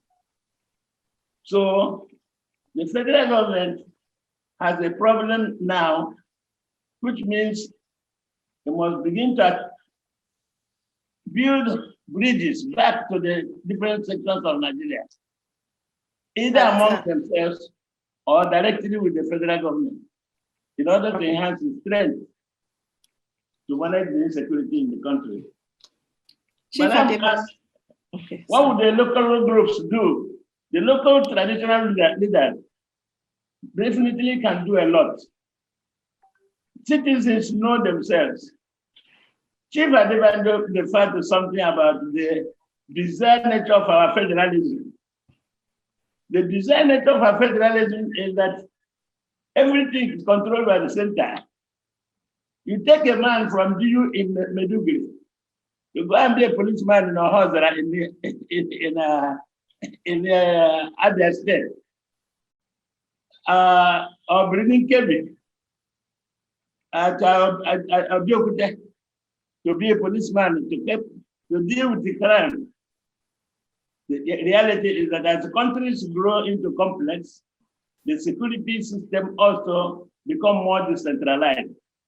Nigeria must accept reality that our country has become a complex one and must face reforms and restructures that are extremely imperative to ensure stability and give local authorities opportunity to take initiative in security of their environment. All right, sir. Thank you very much, sir. Chief Adebanjo, please, your response to your question. So Afenifere sold in 2015. I don't know. Can you explain? Afenifere was not in power. It was AC and the AC that formed the government. Else, by the way, I think talking about solution, don't let us live in denial. Be it Audiobe, be it Wakasi, be it Ouzo. The question is the Constitution. And I give you an instance. The problem of the South about their money has been solved under the 1960 Constitution on derivation. That was what we had since 1954. And the question of South East has been solved by having real federal system with regional autonomy. When we are doing competitive work, under that Constitution of 1954, Sifaulo built the cocoa, built the free education, free liberty control, Ahmadu Bello built stadium, Akwara built agricultural something. We are developing at our own space. We are in charge of our security. We are in charge of our economy. We are in charge of our education. We are in charge of agriculture. All this now is lopsided in the center. And so you want peace. As the one lady said there, when you go to the south, I remember I was there in 1979, on the one road in Bayelsa, and that is the place where we have money. And you go to Abuja, which doesn't contribute a funding. The development there, and you have the people of the South not to take up arms. Let us face the issue. And at that time, under that Constitution, which is federal, all the things everybody is talking about is embedded in the federal Constitution. And we have said it before. At that time, each region had an embassy abroad. The Western region had an embassy in London, 16 Kensington Palace Gardens. They have the embassy there. All the correspondence, all the scholarships the Fowler was awarded did not go through the colonial office or the federal government. They went through the office in London. This is the type of autonomy that this region is looking for. We had our agent general, this region had their own general, the northern region had their own general in Abu Kadri. This is the autonomy we are all enjoying until 1966. If you go back to that, all the issues you are raising are by issues under an awkward constitution that is imposed on us. Let's face that. And don't try to be begging the issue. If you have the devolution of power, if you have this, what do you call federalism? Go back to federalism. The economic problem, I would say, will be solved there. Every region will develop its own space. And I don't know, I'm surprised that ICIR is saying the northern region is united. Which other region are you talking of? Are you talking of northern region, including southern Kaduna, including the middle belt? Or where are they united? Right. Thank you so much, sir. The developed country under a constitution where every ethnic group will develop its own space, federal, and we live in peace. And the subject by the federal government, foreign affairs, banking, shipping, and all that. All these things, and we live together peace. What is wrong with that? And I know that all the time we are shouting about this thing, why should President Buhari be hesitant about it? That was the agreement signed by Sardauna of Sokoto, Abidjan Azikwe, and Obafemi Awolowo before we had independence, and we are living together in peace. Even when oil was discovered, it was 50% derivation. If that is continued, there will be no back, there will be no south, these people from the south, taking on arms.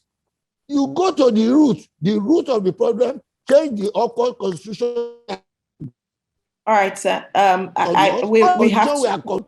introduced by 1966. Go back to the constitution that we have. Yeah, yes, sir. We have to move very quickly from you. Thank you, sir. Thank you very much, sir. Chief Ogbe, I'm coming back to you, but as I come back to you, I'd like you to address a matter that is bothering Abdul Jalal Mohammed. He says, my question is that the panelists, as I can see, put more emphasis on how southern part of the country is suffering in one or more aspects as a result of insecurity, not mentioning the extent at which the northern part of the country, especially the northwest part, is currently suffering. The panelists also put more emphasis on power rotation between north and south instead of bringing the way out of this menace. This is Abdul Jalal Mohammed. And so while you speak, Chief Ogbe, can you address this too? That's the other side. And it appears as if there's a feeling that the North is living in some paradise. It's not. I mean, the chaos in the Northwest, the chaos in the Northeast, even the stress that my own state of Benue is going through, and many states, Southern Kaduna and so on, there is violence and stress everywhere. And looking back at the causes of this, I will say this to you. In 2005, I gave a talk to the Arewa Consultative Forum in Kaduna at the Trade Fair Complex. And the topic was the North and the future of Nigeria. And I warned that there was going to be violence on a scale never known in our history in the North. And the reason I gave, which is why I keep going back to economic issues, was that the textiles in the North had disappeared. Cotton growing, groundnut, and all that had vanished. And the only industry that appeared to be functioning was politics. Now, some people said I was being too academic, that Northerners don't behave like that. We have as much violence and insurrection and insecurity in the North. In fact, probably more concentrated in the North than anywhere else now.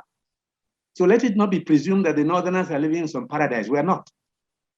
Number two, economically, we are very way behind the rest of the country.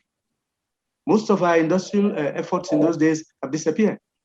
Again, because of problems of inattention to the real issues of society. Now, if being in power conferred such advantages on the North, how come we are behind the rest of the country, even in education? So the problems are more complex, which is why every community has to begin to sit down and ask itself, what is wrong with us? Of course, power sharing, like I said, I believe that we should share power. I have worked for it as a person. I have said so as an individual on many occasions. There's no reason why any person should hold it forever and say the others don't exist. It's a large family. Let it rotate. But that alone, I'm afraid, does not solve all the problems. If the 1960 and 63 constitutions were so fine, why did we destroy them? Why the violent coups? Now, India, I'll give an example, became independent in 1947, August 15th. 74 years ago, India became independent. There has never been a coup in India. We've had 8 coups in this country in under 60 years. What's the matter with us? We too are so restless, coup, and we dance and clap until there is a coup. In the process, we disrupt foundations which were functioning well for all of us. That's one thing that our history has to bear. We love coups. We dance and clap. Each time a new government comes, it disrupts what the previous one was doing. And that's why we've declined today. Yes, Chief Adebanjo was talking about. In those days, yes, every of the regions had their own ambassador in London. In the North was Jolly Yusuf Tanko. In the West, I was in school with the son of Chief Okoro Dudu, who was Agent General in London. I was in school with him at King's College, Lagos. So it was working then. Why did we kill it? So these are the issues.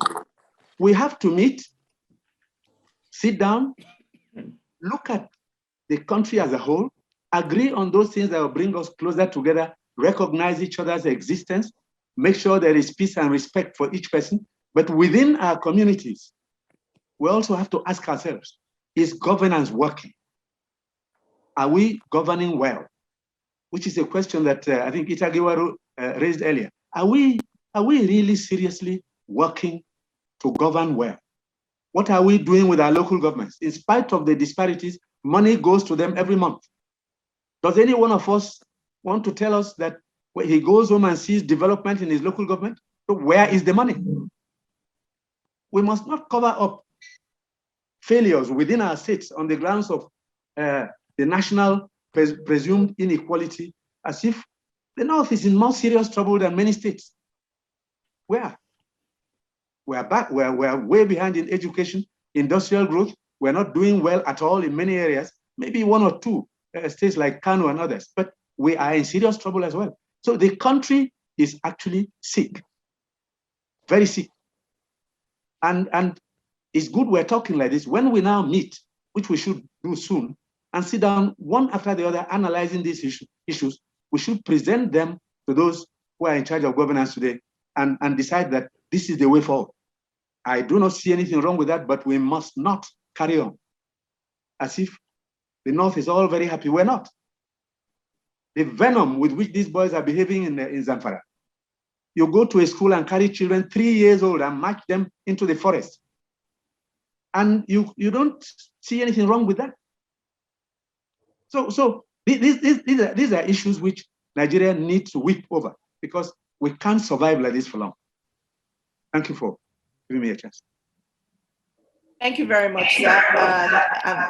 And thank you everyone who's made contributions to this. Now we have a situation where some people want to make comments. By the way, ICIR, I just realized we have a hearing impaired person on this audience and he is not able to participate. Is there anyone around who can sign for us as we conclude? Dio, unmute yourself, please. Thank you, Ibn. I would have to apologize on behalf of Dr. Hakim Baba Ahmed. I said at the beginning that he has a medical emergency, and so that's why he can't join us. I saw earlier an Usman Yusuf, who I thought was Professor Usman Yusuf, the former DG of the NHIS, who actually started off our webinar series. And I chatted with him, I spoke with him on the phone. It's not him. So that perhaps he can also provide some kind of perspective. There is somebody who I tried to reach to, Abubakar Abdulaziz. I thought that perhaps we could give him a minute or two. His hands had been raised for about 20, 30 minutes. Maybe we can listen to him as we come to an end, because we started late, so we have about 10 more minutes before we end. Yeah, yes, we can listen to him. There's also a gentleman from Kebbi State who wants to make an intervention. His name is Victor Abui James. And I see that Ahmed Saleh is here as well. Ahmed, I see you're here. So perhaps we can listen to each of them for 5 minutes. Abdulaziz, like you said, and then Victor Abui James, and perhaps Ahmed Saleh. Let's say 3 minutes. Thank you, Ibn. Over to you. All right then.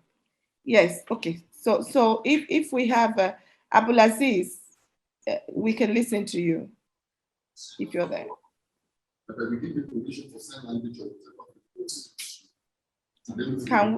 Can we have Abdulaziz, who is managing the tech? Technical, can you help me bring Abdulaziz on? Can you also help me? Yes. All right. Thank you. 10 minutes.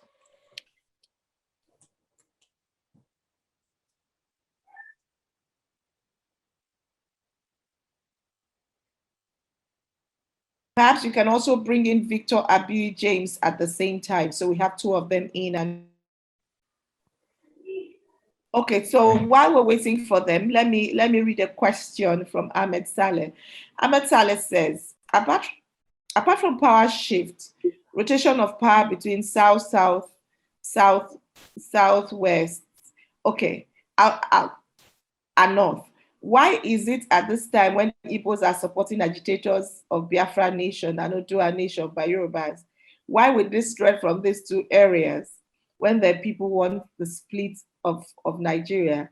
Are they demanding for presidential ambition? We'll come back to this question. This will perhaps be our wrap-up question. Victor Abu James, you have about 2 minutes to make your intervention. Victor. Okay, thank you very much. Do you mind putting on your video if you can, please? Okay, let me see. Okay.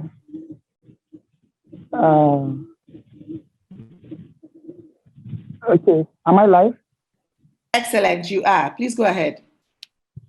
Okay, good afternoon, everyone. I want to say a very big thank you to the organizers and then to all the important people on this panel. But let me just go straight to the point. You see, the issue of insecurity, especially in the north, just like I have said in my comments, is the truth is our leaders, just like Ayo said, they are playing politics with the life of an ordinary Nigerian. Let me be frank with you.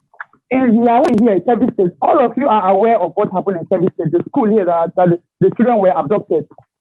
Now, before the abduction, the bandits were actually operating some communities close there. And then the school principal and including the Federal Minister of Education were aware of the happenings there because I know that the principal must have notified them. However, after some weeks, I think about a week or two after attacks in a village very close to the school, after the attack, they now stormed into the school and abducted those school children. Now the question is, what was the federal government doing? Or what was the Federal Minister of Education doing when they learned that there was an attack in a community close to their school where they are actually overseeing? So the truth is, our leaders know, just like Ayo said, we all know the solution to this problem, and we know that our lives are being used as politics in this country. But let me be frank with you. I'm going to say this to you, and in all honesty, we have a lot of land, a lot of places in the north where we can do grazing of our cows and cattle in the north. I am a northerner, I am from 30 states, and we have a lot of land here. We can do this grazing here. Why are we pushing for open grazing in the whole of Nigeria? What is the business of the South or the open grazing of the cattle, which are mostly coming from the north? What is the business of the South with our cattle? They don't have any business with our cattle. We have this cattle, and these cattle belong to the LIC here. So let us do our grazing here. We have a lot of land. Let us do our grazing here. And let us stop playing politics. People are just trying to shift this blame so that there's going to be argument from all sides. The South fighting the North, and the North fighting the South or the East. We know the solution to this problem. We know. And the truth is, I am calling on all the leaders, all the people, including Senator Itagiwa, I saw her here. Please, you people have a voice. You people have the voice. We have former ministers, we have big titled men on the panelists. Please, you guys can say something that will reach to the ears of the people in power or people who are making policies in this country. Please tell them the truth. We are all here speaking the truth here. We know. We are listening. So our question is, are you people saying it to those people there on the street? Let them know. Let them hear the truth. Let them call them to order. Let them listen and propose solutions to all those problems. They don't the solutions. So thank you very much. And please, I want to say a very big thank you to the organizers once again. Thank you. God bless you. Thank you. Thank you very much, Victor. Thank you. Very grateful. I do not see Abulaziz. So I'm going to just turn over to Victoria for. Sorry, it appears he's no longer in the meeting because I can't find him also in the answer. Okay, no problem. Let's have Victoria has an announcement. But before that, I had read the question of Saleh. Saleh is wondering at this time when both Afenifere when there are these calls for Odua Republic and Biafra, why is this the same time we're talking about rotational presidency? Can I have Professor Biafra 2 minutes and Chief Adebanjo 2 minutes? Let's respond to what Saleh has raised.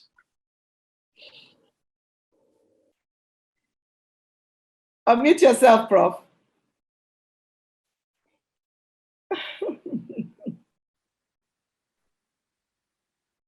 Prof is still muted.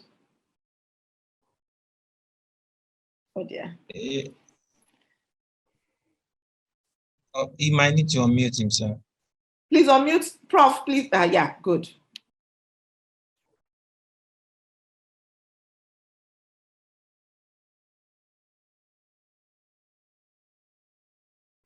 He's unmuted, but we can't hear him. I think he changed his device. Maybe the device is having the issue. The new one, rather. Yeah, Prof, we can't hear you, Prof. No, not working. We'll wait for Prof to fix it because we really want. Yes, Prof. Unmute Prof and let's see if we can hear him. Okay. Prof, can you try again? Still the same problem.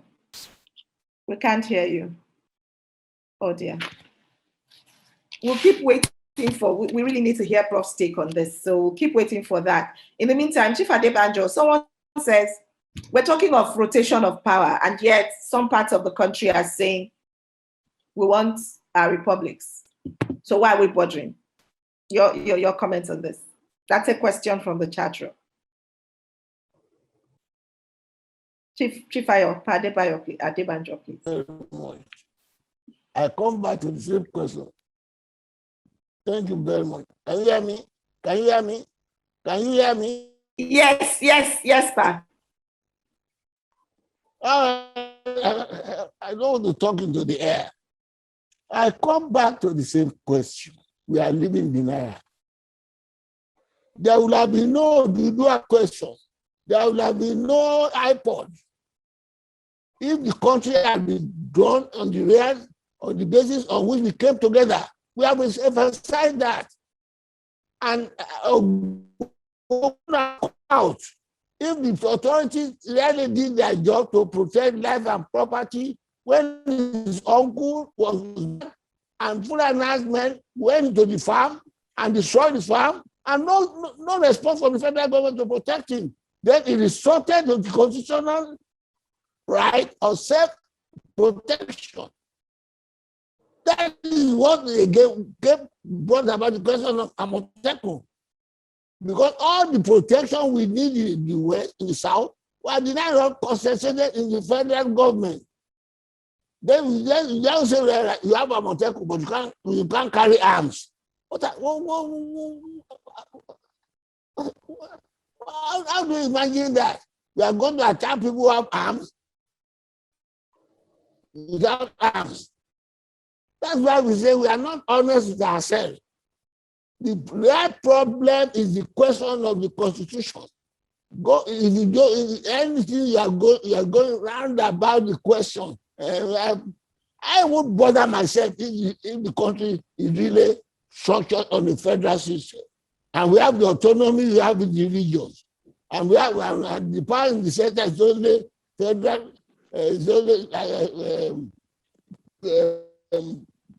currency, army, and shipping. All the other things that concern me and the people are in the region. We say that times without number. Federalism with regional autonomy. The part to be settled, all the part that Buhari is exercising now is Buhari that is acquired under the military.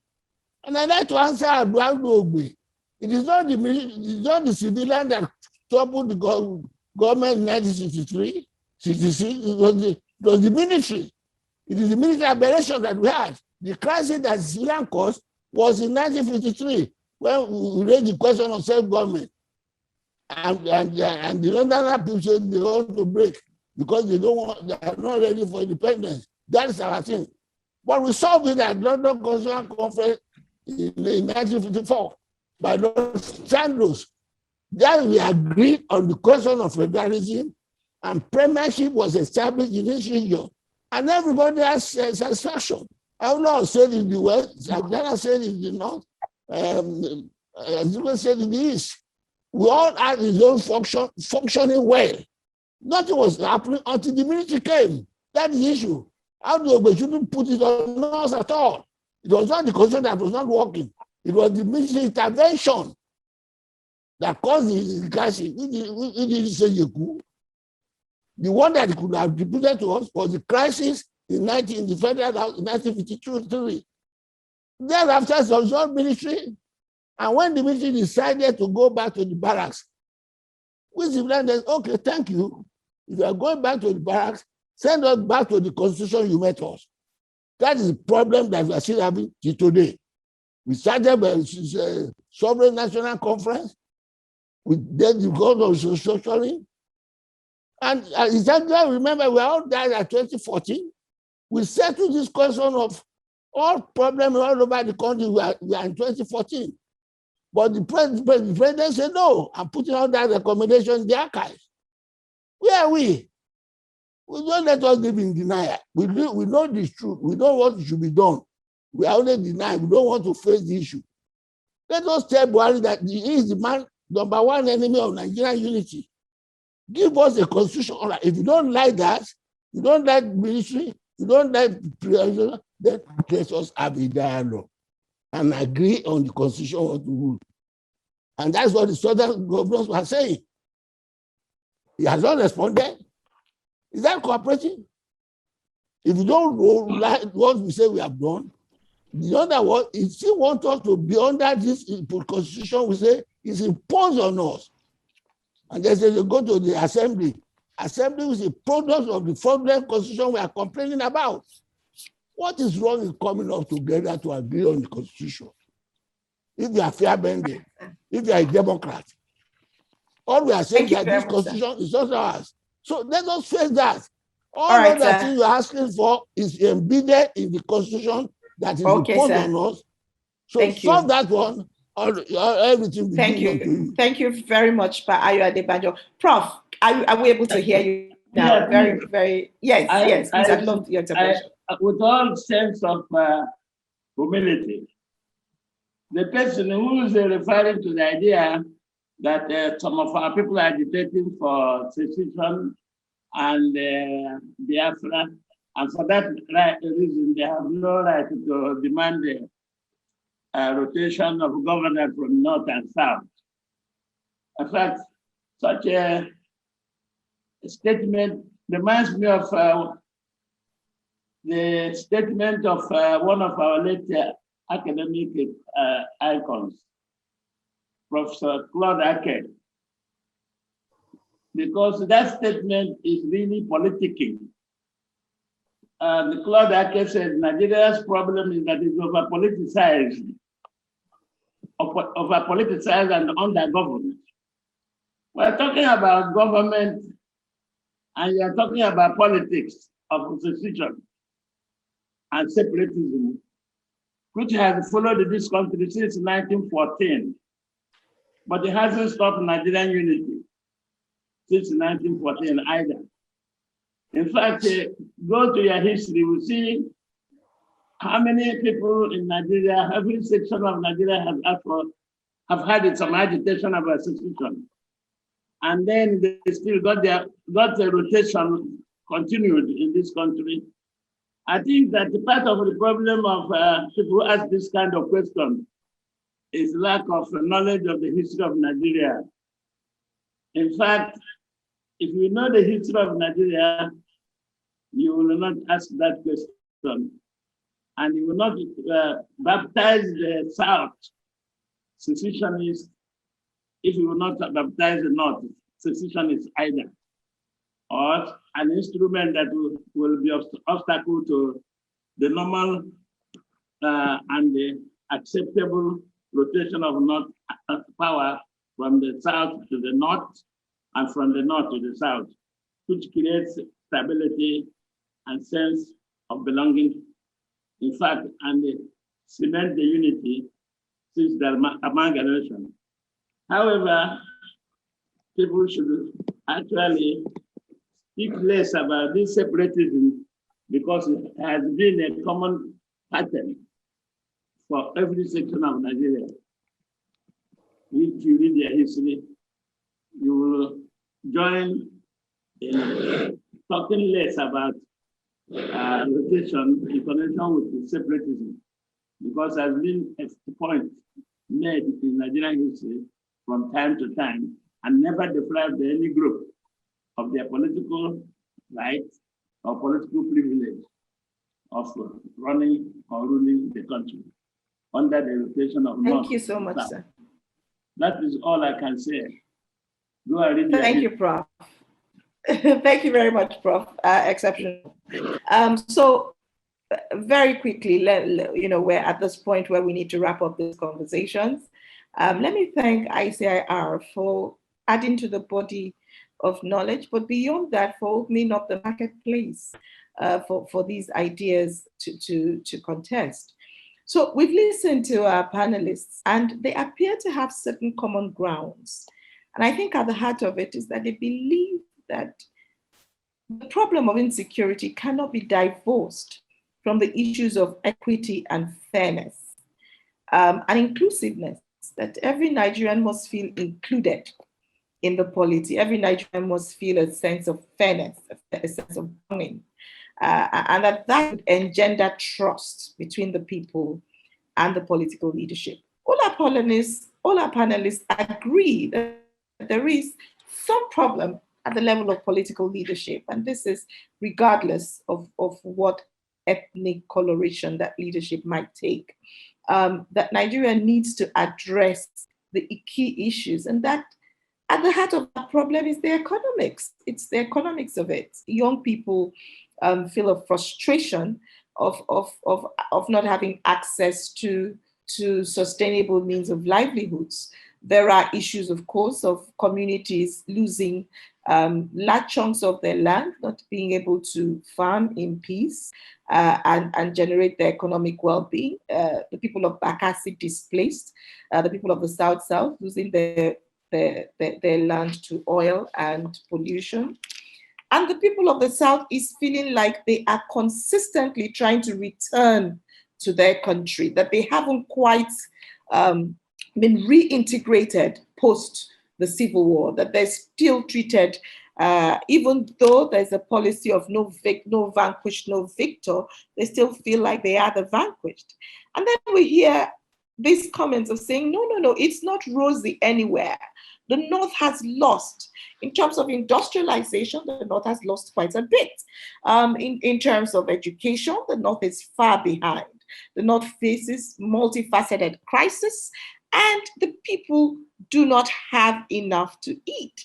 We hear conversations that show us that ultimately, again, it is about the money, consistent devaluation of our currency, an economy that cannot truly sustain itself, where you're spending so much on imports than you are on exports, and not being able to even have enough foreign exchange to cover your exports cannot be a sustainable way to live. Solutions? Our panelists have all said a solution starts from having the right governance structure, a strong political will. They insist that the Constitution really by itself is a federal constitution, and we must be able to practice federalism where each region should be able to take care of itself. They believe that it is impossible to have security handled if the people handling the security do not know the people in the areas where they live. That intelligence is very local. And if you want to have efficient and effective intelligence, you may have to do a little more with regards to devolution of powers. Everything cannot be centralized at the center. We need the center to understand that we are a multiplicity of nations, and therefore the people in the regions must have some rights to how they take care of their business. However, as we talk about allowing each person handle its security, there is the nagging question of, can the states pay for security? Are they able to pay for the security?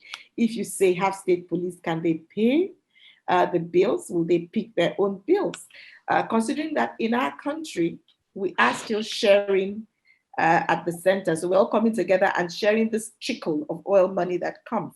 So are the states able to sustain themselves in this arrangement is something our panelists have also alluded to. I was going to wrap up, but I see Abulaziz Mala is here. Abulaziz, would you want to quickly say something for 2 minutes before I wrap up? Because we were about to end when we didn't see you. Abulaziz.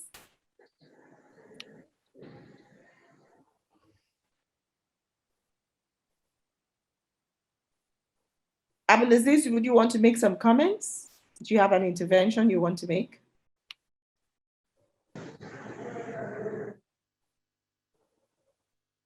Okay, I don't seem to have anything coming from his end. So this has been the conversation we've had today, and we really want to move on and make sure that our country deals with issues of security.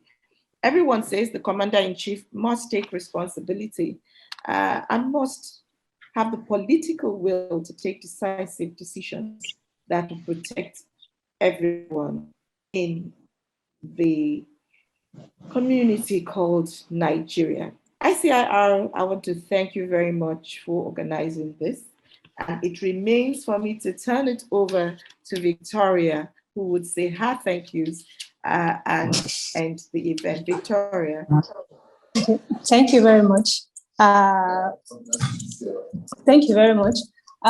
Quickly, there is an announcement. If you are a resident in Abuja and would like to participate in a special report we're doing on this program, kindly signify by sending us your name, your email, and your phone number to 09030785265. So it's actually in the comment box. So, so our team will reach out to you and probably come to your place to interview you or something like that. So if you're interested, please kindly reach out to us. And finally, before I conclude, we had this comment from Ibrahim. He was one of the first person to make comment, and I didn't take it, and he was felt within. So let me just take it.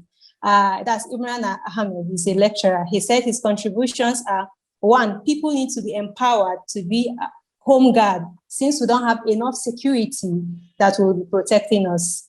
His second contribution is that governments need to have a forest rangers who will monitor our forests. And the third one, he says youth empowerment. This will help in alleviating poverty, and poverty is symptom of insecurity. So that's what he said. Okay. Thank you very much, Mrs. Ibn Seminitari, for a job well done, for actually anchoring this, doing it perfect. Like there is nothing like doing it from start to finish in a very, very good way, perfect and excellent. Thank you very much.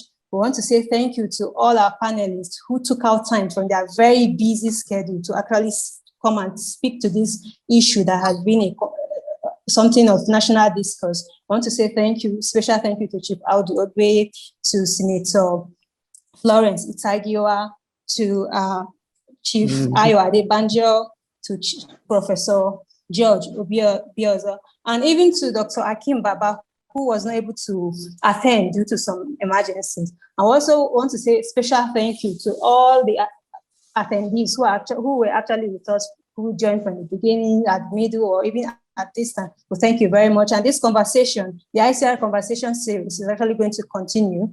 And you can actually, for this particular conversation, you can actually still continue it on our Facebook and Twitter and YouTube, the ICIR.